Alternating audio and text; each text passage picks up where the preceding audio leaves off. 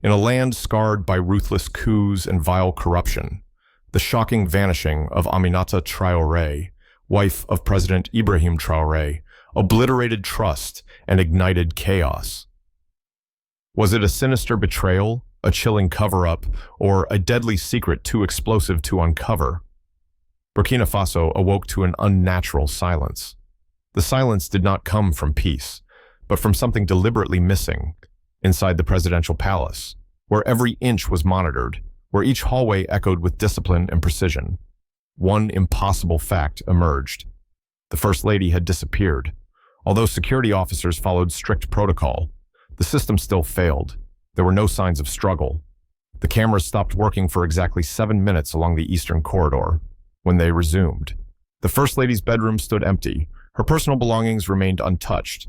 Her phone lay on the nightstand, fully charged, with no recent activity. The guards who were stationed nearby swore that nothing unusual had happened, but she was gone, in the command center. Senior officials struggled to comprehend what had just happened. Some suggested foul play. Others questioned whether she had left by force or by choice. Fear crept into every conversation. Yet no one dared to say it aloud. President Ibrahim Traoré did not panic. He did not appear on television. He did not issue a statement. Instead, he walked quietly into his private office and shut the door for the next 3 days. He remained there. He neither ate nor spoke. No orders were given. No decisions were made. He was not frozen by fear. He was listening to silence, to memory, to something greater than noise. He understood that her disappearance was not the collapse of order. It was the first crack in a wall built on secrets. On the morning of the 4th day, a security aide entered the president's office with trembling hands. Inside a sealed compartment in the First Lady's personal library, someone had found a single envelope unmarked, unopened, deliberately hidden behind a row of old books. The handwriting on the envelope was unmistakable. It belonged to Aminata. President Traoré opened the letter slowly, not with fear, but with a kind of reverence. The paper carried her scent. Her words were written in calm, deliberate strokes. She had not been taken. She had left, voluntarily, for a moment. The room seemed to exhale with him. The truth, though quiet, was heavier than any suspicion. Her voluntary departure meant one thing: this was not an accident of fate, but a calculated sacrifice. And she had made it alone. She wrote of a mission that could not be explained in public. She warned him not to send anyone after her. She asked for trust, not rescue. She ended with a sentence that felt like a blade hidden in silk. If I fail, let the truth survive longer than my name. President Traoré folded the letter in silence. His hands were steady. His eyes were not. He had faced military coups, assassination plots, and international threats, but nothing had ever broken him like reading those words in her handwriting. He was a man taught to calculate risks, to preserve the Republic at all costs. Yet for the first time, he was not calculating. He was simply hurting deeply, privately, irreversibly, at that moment. He realized the nation was not facing a scandal. It was facing a reckoning, and he, more than anyone else, had to carry the weight of both silence and truth. President Ibrahim Traoré read the letter again under the dim light of his desk lamp. Each word etched itself deeper into his mind. He understood its urgency. He respected her choice. But he also knew that behind every noble silence, there might be someone screaming unheard. He refused to alert the cabinet. He did not trust the room anymore. Traoré had once believed the institution could correct itself from within. Now, he began to see that the structure he trusted might be shielding something far worse than incompetence complicity. Instead, he summoned only 2 people: Colonel Yusuf, his most loyal intelligence officer, and Salimata Diabate, a data analyst whose integrity had never bent under pressure. Both arrived within the hour, no questions asked. Traoré spoke with precision. He explained nothing personal. He framed it as a national security risk, rooted in a larger network operating beyond borders. Neither of them needed further convincing. Together, they launched a covert investigation. It had no code name, no official records. The team worked without uniforms, badges, or visible authority. Their first lead came from a confidential report on suspicious cargo movement in the northern region of Kaya mineral shipments with irregular documentation and unexplained route changes. The pattern repeated across several months. The shipments had passed through zones controlled by unregulated operators. Each site shared one common detail: child labor training camps located nearby, disguised as youth employment centers. What began as a private concern was rapidly evolving into something darker, wider, and far more dangerous. President Traore did not say it aloud, but everyone in that room knew this mission was no longer about finding the First Lady. It was about finding what she had already found and stopping it before the cost grew unbearable. The deeper the team investigated, the more disturbing the pattern became. In official documents, the operations were listed as youth resettlement programs. Their stated purpose was to offer employment and technical training to displaced minors from rural areas. On paper, it sounded like progress. In practice, it was exploitation disguised as social work. Colonel Yusuf cross-referenced data between logistics records and community reports. Several villages had sent children to these programs, yet no child had returned home. Parents had stopped asking questions. In regions plagued by poverty and militia violence, silence often replaced justice. Salimata traced satellite images of camps built adjacent to mineral processing sites. The structures were primitive but guarded. Each one was positioned near active routes for tin, gold, and lithium exports. The materials were real. The labor behind them was hidden. One NGO appeared repeatedly in the chain of authorization. Its branding emphasized youth empowerment, but its leadership operated out of a shell office in Niamey, Niger. The phone number had no direct line. The website was offline. President Traore studied the reports with growing clarity. These weren't isolated abuses. They formed a system organized, cross-border, and well-funded. He realized that Aminata had walked into this world by design, not by accident. He looked at his officers and spoke quietly, but without hesitation. "We are no longer tracking an absence. We are chasing a machine built on stolen futures." Late one evening, as Colonel Yusuf reviewed confiscated files from an abandoned NGO outpost near Dori, he discovered a small, unmarked USB drive taped beneath a drawer. It had no label, no signature, just dust and intent. When Salimata connected it to her secured system, the drive immediately triggered a lockout screen. It required a unique cipher. Only one person recognized the sequence embedded in the code. President Traore stepped forward and entered a name known to only two people, the name of their unborn child. The encryption unlocked. Inside the drive was a single video file. Its timestamp indicated it had been recorded weeks before Aminata disappeared. The video opened with her face, calm but firm. She sat alone in what looked like a dimly lit hostel room. Her voice was steady. Her eyes never looked away from the lens. She did not explain where she was. She did not ask for help. She simply documented what she had learned: the recruitment of children, the fake NGO fronts, the export routes masked by official permits. At the end of the video, she spoke one sentence without blinking: "If you are watching this, it means I've gone too deep to come back on my own." The video did not just expose a hidden network. It revealed a decision made long before the cameras ever stopped recording. Aminata Traoré had not been caught by surprise. She had planned her disappearance with the precision of someone who knew that hesitation could cost lives. Salimata recovered fragments of encrypted correspondence embedded in the USB drive. From those files, the team pieced together Aminata's path. This identity had not been crafted overnight. Aminata had studied trade routes, dialects, and even the habits of smugglers. Her cover was not just a disguise, it was a transformation forged with patience and resolve. Her forged documents were flawless. Her travel route mimicked the real-life movements of regional brokers, people who passed through no-man's lands between Burkina Faso, Mali, and Niger without raising alarms. Under this alias, Aminata had entered Gao, a city where order bowed to transaction. There, she had infiltrated a known trafficking hub, posing as a buyer of unprocessed lithium.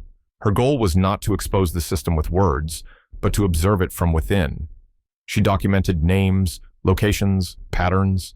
She used a burner phone that relayed periodic GPS pings to a satellite server. Each ping marked a step closer to the core of the network. She knew the risks. Every day she remained inside. She risked discovery. But she also knew that no external investigation would ever gain access to the inner circle of this operation. It required someone with no official ties, someone with nothing to gain, someone ready to disappear for a cause larger than survival. President Traore read the last log entry in silence. His wife had become a ghost, not out of fear, but out of conviction. President Traore stood over the map with both hands pressed flat against the table. Every marker, every route, every village along the border formed a web of silence. He understood that diplomacy would not dismantle this network. The law, on its own, was too slow. The system that protected these crimes had grown beyond legislation. What it needed now was precision and deniability. He authorized a covert task force. The unit had no official title. Its orders would not be recorded. Its members would wear no insignias. Their mission was clear: follow the trail Aminata had left and retrieve both the truth and the lives it endangered. Colonel Yusuf assembled a team of trusted operatives. Each individual had served in prior conflict zones. None of them asked for paperwork. None of them wanted recognition. They operated under one rule: speak only when necessary, act only when sure. The intelligence pointed toward a decommissioned mining facility in the Tambao region, where satellite images showed increased movement at odd hours, vehicles without license plates. Heat signatures too small to be machinery, but too many to ignore. Traore did not watch the team depart. He did not make a public address. He returned to his office and resumed his role as if nothing had changed. To the world, he remained the head of state. But in truth, he had become something else, a silent architect of a mission without a name. This was no longer about rescuing a first lady. It was about dismantling a lie powerful enough to hide behind good intentions. The task force moved under the cover of night. Their route was calculated to avoid detection from both civilians and potential collaborators. As they closed in on the Tambao site, surveillance confirmed activity around the old processing plant.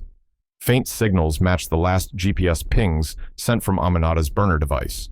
Her trail had led them here, but her presence had already shifted from signal to story.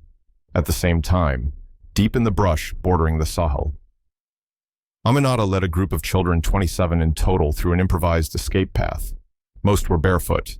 Some could barely walk. She rationed water in metal bottle caps. Her voice stayed calm even when her body trembled. She knew they were being hunted, and she knew the terrain offered no guarantees. She taught them how to remain silent. She pointed to the stars as guides. She used coded whistles to communicate in the dark. Every child she saved was a testimony not just to her courage, but to her unwavering decision to act when no one else would.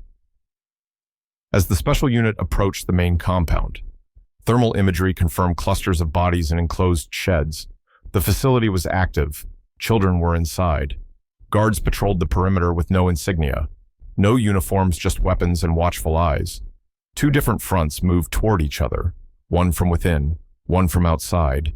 Neither knew how close the other had come, but they shared a singular mission: break the system and bring every stolen life home. The first breach happened at dawn. The special unit moved swiftly, disabling the outer patrols before reaching the main holding structure. Inside, they found the children exhausted, malnourished, but alive. The sight of them huddled in silence. Too conditioned to cry, struck even the most seasoned soldiers. No one gave commands. They simply acted, lifting, carrying, and wrapping bodies in blankets. Not as an operation, but as a vow. Some could not speak. Others clung to strangers with the desperation of those who had forgotten safety. One child whispered to a medic, "We stopped crying months ago. They said crying makes you soft." Another flinched when someone reached for his shoulder. He thought it was a guard. These were not just rescued children. They were witnesses, and what they had seen would take years to unsee. Minutes later, a scout radioed in from the West Trail. A figure was approaching on foot, leading a line of children through the dry grass. It was her. Aminata emerged, her clothes torn, face streaked with dust. Yet her steps were deliberate, steady, behind her. A boy no older than 6 carried another on his back. No one cried. No one asked who she was. They followed her because she had walked every mile beside them. President Traore stepped out from behind a transport truck. For a moment, he did not move. He did not call her name. She saw him. She gave a slight nod, more relief than surprise. He walked toward her not as a head of state, but as a husband, as a witness to what she had done. He did not speak. He crouched down and lifted a sleeping child from her arms. They had no victory speech, no embrace for the cameras. What they shared in that moment was not performance. It was purpose fulfilled. After the extraction, the special unit secured dozens of files from the site transaction logs, shipment manifests, and encrypted ledgers. Aminata spent the next 72 hours decoding and cross-referencing every detail. What began as scattered numbers soon formed a dangerous pattern. A series of mining licenses had been approved over the past 18 months under expedited government orders. The documentation bore signatures from high-ranking officials. At first glance, everything appeared legitimate. But upon closer inspection, Aminata discovered forged compliance seals and manipulated oversight dates. The same documents linked back to a single name, Minister Alassane Doumbia, a senior official within Traore's own economic cabinet. He had pushed for deregulated mining permits, arguing they would boost export revenue and create jobs. In truth, those permits had granted legal cover for illegal operations across 3 provinces. President Traore reviewed the findings with controlled silence. He had once considered Doumbia a loyal ally, a champion of reform. Now, the numbers told another story, a story of betrayal hidden beneath paperwork and political speeches. This was no longer just a criminal conspiracy. It had roots in the government itself. The realization was not just betrayal, it was corrosion, a rot that had crept in beneath polished wood and national anthems. It was no longer enough to punish one man. He had to reckon with the silence that had allowed it to fester, possibly even his own. President Traore did not summon the press. He did not announce a dismissal or give a prepared speech. Instead, he hand-delivered a classified dossier to the nation's anti-corruption tribunal. The file contained every document, every signature, every false claim tied to Minister Doumbia. Within 24 hours, Doumbia was placed under investigation and relieved of his post. No cameras captured the moment. No headlines screamed the betrayal. It happened quietly by design, inside the palace. Some ministers whispered about the president's choice. They questioned why he acted without public explanation. But Traore did not answer them. He understood the weight of institutional trust. He knew that protecting a government's dignity required removing rot without parading it. For him, justice was not spectacle. It was a duty performed without applause. At no point did he mention Doumbia's name in public. He never allowed his voice to turn bitter. Instead, he returned to work with the same focus as before, only now. His vision was sharper. He had seen how corruption could wear the face of loyalty, and he would not let it hide again. In the weeks following the mission, the rescued children received care and protection in a secured rehabilitation center near Wahiguya. The nation waited for an official statement. They expected a ceremony, a televised reunion, or perhaps an address from the First Lady herself. But none came. Aminata had returned, but not to a spotlight. She declined every interview request. She refused every award proposal from international agencies. She knew the cameras wanted tears, speeches, sound bites, but her silence was not absence. It was defiance. She had lived among children who were treated like statistics, and she refused to let their pain become part of anyone's news cycle. When the presidential staff prepared a press release in her honor, she crossed it out with a pen and wrote one sentence in its place. "I did what anyone should have done, given the truth." She spent her days with the children, not as a symbol of resilience, but as a listener. She held their hands through nightmares. She braided their hair. She sat with them in silence, when words could not carry what they had endured. President Traore never once asked her to speak publicly. He knew her silence carried more weight than a speech ever could. He protected her choice the same way she had once protected others, without expectation, without condition. The country moved on without a parade, but something had shifted. People no longer spoke of the First Lady as a ceremonial figure. They spoke of her as a quiet flame, one that had burned through darkness, not for glory, but for those who had no voice. While Aminata chose silence, President Traore chose action. He did not speak of revenge. He did not condemn publicly. Instead, he began to think like someone planting something for others to harvest a leader who would never see the fruit. But planted anyway. He redirected funds originally allocated for a national celebration into a new initiative. The government launched the 50 Seeds Project, a program named after the 50 children rescued.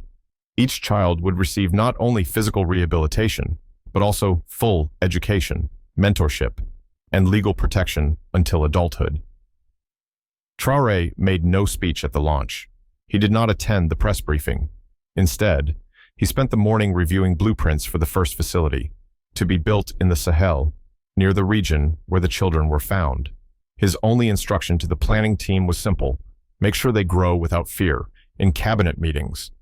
He introduced reforms aimed at tightening oversight on all mineral exports and dismantling shadow NGOs. When asked if this would risk economic fallout, he replied without hesitation, "If it costs us to do right, we'll pay the price with pride." No billboards bore his name, no banners carried his face, yet word of his choices spread across neighborhoods, schools, and farms. People understood something had changed, not just in policy, but in principle. President Traore was not building legacy. He was restoring trust, not with promises, but with presence. Long after the headlines faded, President Traore continued his work not from podiums or television studios, but from unannounced visits, every Thursday morning, without motorcades or security detail. He drove himself to the Children's Rehabilitation Center near Wahiguya. No one announced his arrival.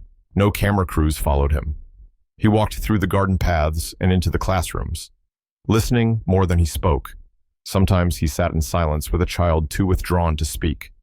Sometimes he helped plant trees behind the dormitories. Other times, he simply watched from a distance as the children laughed, ran, and rebuilt a sense of safety. One afternoon, a boy looked up at him with wide eyes and asked, "Who are you?" Traore crouched beside him, brushing dust from the child's shoulder. "I'm someone who made mistakes," he said softly. "And now, I'm trying to fix what I can." He did not stay long. He never did. But his presence lingered like shade in a place too long scorched by absence. He was a president not through power, but through presence. And he carried that presence like a quiet oath, renewed each time he chose to show up without needing to be seen. Stories began to spread not through newspapers, but in hushed conversations and handwritten letters. Teachers spoke of a tall man who repaired a broken swing in silence. Farmers told of a stranger who sat beside them during harvest, asking nothing, only listening. At first, people doubted the stories. Then they began to recognize the pattern. They called him Le Président Silencieux, the silent president. There were no official portraits hanging in schools. No national holidays bore his name. Yet, something in the country had changed. The people spoke with more conviction. Children asked deeper questions. Parents taught not just with rules, but with example. At the center one morning, a small girl handed President Traore a folded piece of paper. It had no words, just a crayon drawing of him standing beside children, arms wide like shelter. "You look tired," she said.